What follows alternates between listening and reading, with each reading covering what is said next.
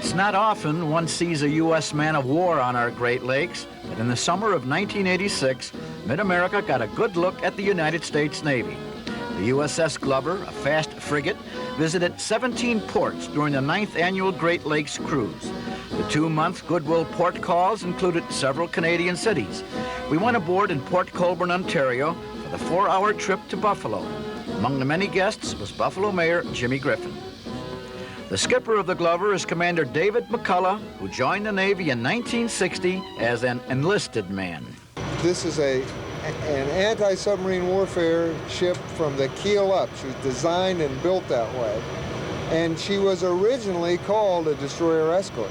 She's a Bath-built ship, commissioned in 1965, so she's a little over 20 years old. But as you can see, she's in good shape. She's also was an experimental ship. The Navy sailed her for the Navy Undersea Systems Command for about the first 12 to 15 years of her life. So there was a lot of experimental equipment built into the ship, which was subsequently used in follow-on ships. She's 415 feet long. She has a beam of about 44 feet. She displaces around 3,600 tons, depending on the loading. She's the only ship in the Navy with jet pump propulsion. Could you explain that for us, please? Jet pump propulsion on here is basically a high-speed screw inside of a fixed cowling.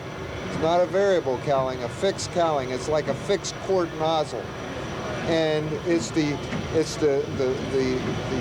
propeller pushing the water out through the nozzle, which is smaller than the propeller, that gives it her propulsion. She's powered by boilers, 1,200-pound, pressure-fired, 950-degree superheated steam boilers. Fuel? Fuel is Navy distillate. Oh, you're not diesel. Well, Navy distillate is the same thing. But it's not quite the same thing, but pretty close. We have 2 sonar systems aboard.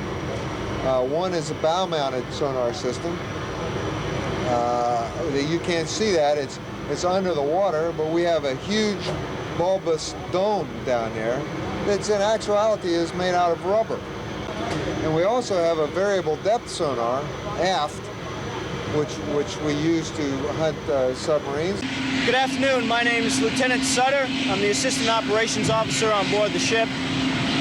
What I'm showing you here is the Mark 46 acoustic homing torpedo. It's a conventional weapon. It's got a saltwater activated battery. What this is the ASROC anti-submarine rocket. And it's same torpedo that you saw on the sides of the ship for close in, except it's got a rocket on the back of it attached to launch it out at a longer range, in and about 4 miles. This is the 5-inch 38 gun. What it's used for is several different things. Anti-air warfare, it's a self-defense method against aircraft. It can be used against other surface vessels. We call that anti-surface warfare. But its most important use for the Navy is naval gunfire support, in support of the Marine troops that we land ashore. Spy officer, this contact pilot. This isn't an easy place to get to. It must be hard to navigate, I suppose, in some of the ports you've been. Well, it's one of the payoffs of the trip is the navigation ship handling training that we get up here. I'll tell you for a fact, is the best I've ever seen. And we didn't realize what kind of training we were going to get. There are 17 sets of locks in the system. Good trainings. It's the finest. It's the gold mine of this cruise for us training and readiness-wise. How has the reception been so far? The people up here, the way they've received us, and the way they received the sailors on board, they're genuine. They're genuinely happy to see us. They are genuinely proud of us, and they genuinely appreciate what we do. And I tell you, that makes you feel good. All of us makes us feel good. And that's hard to put a price tag on. How many visitors in 6 weeks is it? We've had a little over 103,000 people aboard so far. And ladies, you've just got to imagine 103,000 people going through your kitchen. They really don't call it a kitchen aboard ship. Galley is the term. Bobby Claiborne of North Carolina, a 14-year Army veteran turned sailor, was chief cook aboard the Glover. He saw to it that the 239 enlisted men enjoyed their chow.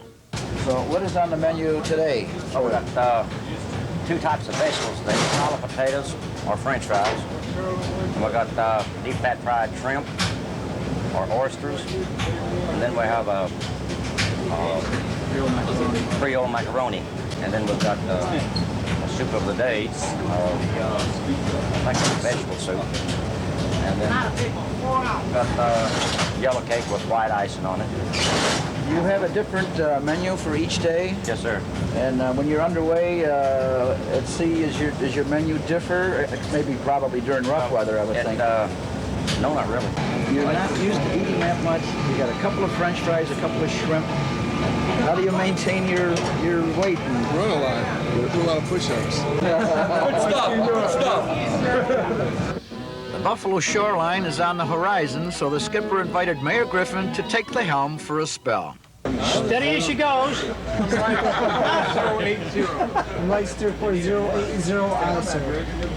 So now we gotta go to 088. We're on course. We're currently steering 079. 079. Did you ever see panic in the guy's eyes?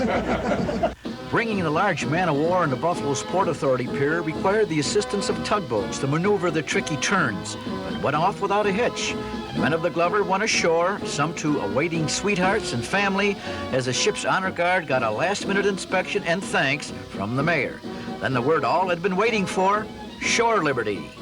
Did you like Buffalo? Did you like the people? It's a nice city. It's quiet. Not like what I expected from being in New York. You know, I thought there'd be a lot of hassles, but there haven't been. And the police have been nice to help us out and give us rides back to the ship when we get lost. So we appreciate that on the crew. I was at that one place and they say, hey, have you tried our chicken wings? I says, no, yeah. Take particular care, but they're pretty nice. They're spicy. I like the spicy chicken wings. And how about the Buffalo gals? They're all right. They're all right? Yeah. Captain Thomas Schwob, a town of Tonawanda school district principal for 26 years, has spent 35 years in the Navy as a regular and reservist. As head of the Recruiting District Assistance Council in Buffalo, he helped make this cruise possible. The people of Buffalo have always extended themselves in welcoming the ships that come through on the Great Lakes cruise. This is my 9th Great Lakes cruise visit, and this has been one of the most successful. The people have really turned out. How do you reach today's young people to encourage them to join the Navy? We've got a professional staff of recruiters. Our thrust is we want the kids to stay in school as long as possible. The better trained they are, the more educated, obviously the better they are if and when they choose to come into the Navy. We're talking about a sophisticated Navy, sophisticated equipment, and we need capable, qualified people to man the ships. Are today's sailors any different than you were in your early days, Commander? They're better. What you'll find is that the people running this ship, the people operating this equipment, are 19, 20-year-old sailors. You know, you get this ship in the fog, and the guy sitting down there on the radar scope telling me which way to go, and that I'm listening to is a 19-year-old sailor. And they handle that very well. They continuously amaze me. It makes me feel good as an American, you know, as a citizen. They are coming out of society with an appreciation for the work ethic. You know, what these guys do is they do what it takes